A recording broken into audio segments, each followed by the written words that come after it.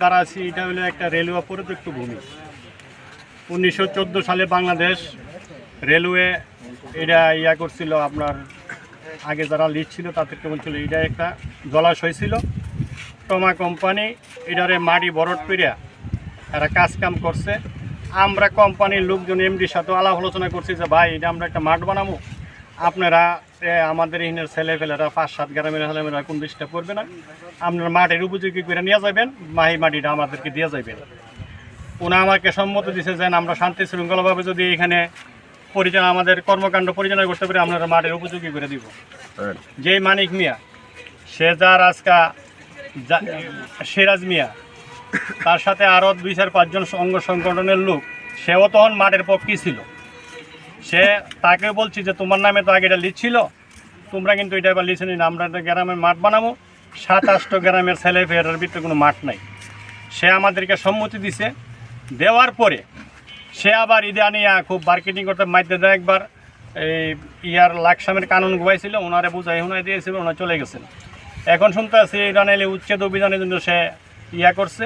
তবে আমার কথা হলো, আমি রেলওয়ে কর্মকর্তাদের কাছে, রেলের যারা উপসচিব আছে তাদের কাছে আমি কিন্তু 1920 সালে আবেদন করে রাখছি। তখন মানিক মিয়ার মামা শ্বশুর হল তানজিন খলিফা কাজল মেয়র, এবং ওনা ছিল আইনমন্ত্রী মহোদয়ের বাপ।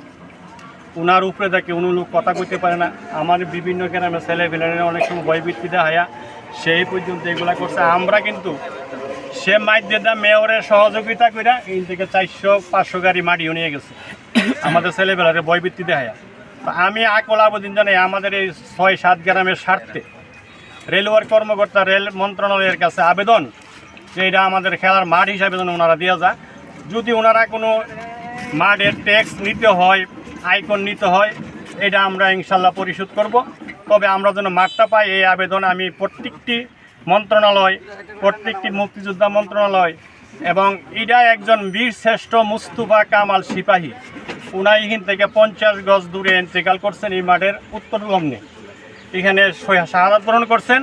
তার মাজারটা হলো এর থেকে 200 গজ পশ্চিমে উত্তরে পুষ্করির পার। তার নামে আজ পর্যন্ত বাংলাদেশের কোথাও, আমাদের অত্র এলাকাতে ওনার শাহাদাত বরণ করছেন, এখানে কোনো তার নামে কোনো স্মৃতিসৌধ নাই। আমরা এলাকাবাসী বলছি যে আমরা ওনার নামে এই মাঠটা করব। আমরা ওনার নামে খেলার মাঠ বানাইছি। মাঠের সাইনবোর্ড আছিল গত 24 তারিখ রাত্রে মানিক মিয়ার দূষরগুলা, এই সাইনবোর্ডগুলা সিরাজ মিয়া এরা সাইনবোর্ডগুলা নিয়ে ফালাই দিছে।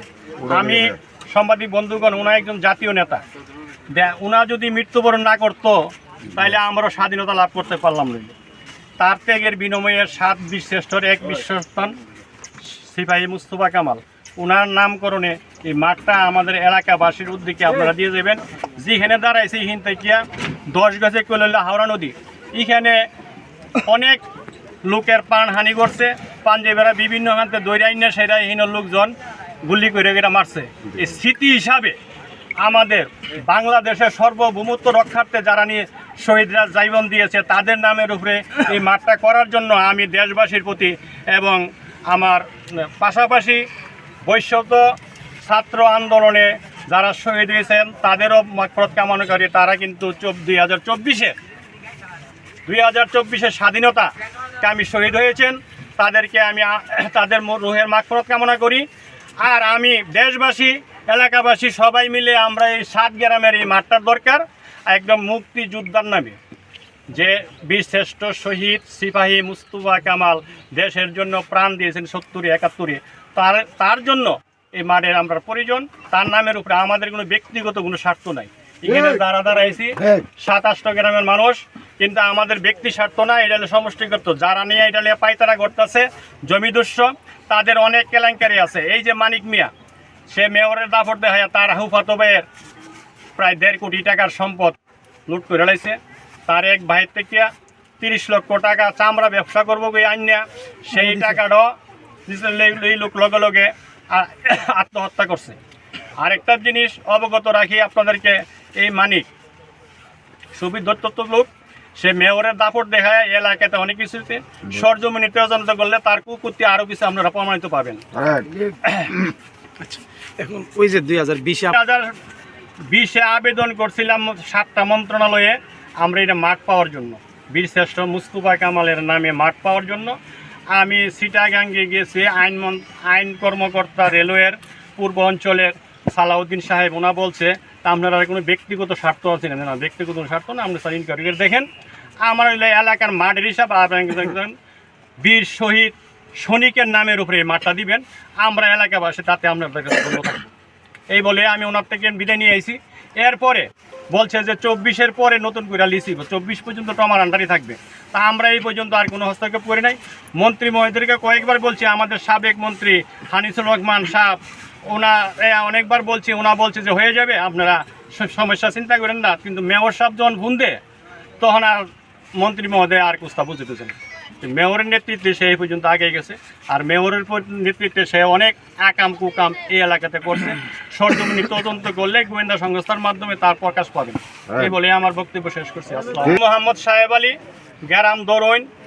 আমি এলাকার একজন গণ্যমান্য সাংস্কারিক, বর্তমানে মুগরা উচ্চ বিদ্যালয়ের এই ম্যানেজিং কমিটির অভিভাবক সদস্য।